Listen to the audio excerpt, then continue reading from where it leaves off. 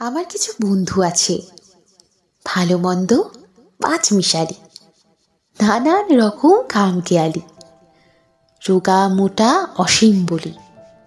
আমার কিছু বন্ধু আছে, তাদের মনে ছন্দ আছে, ভালোবাসার গন্ধ আছে, রোজ নামচার ধন্দ আছে। আমার কিছু বন্ধু আছে, তাদের সুখ দুঃখের স্বপ্ন আছে, স্বপ্নে অলিক প্রলাপ আছে, বাক্যে হাসির আলাপ আছে।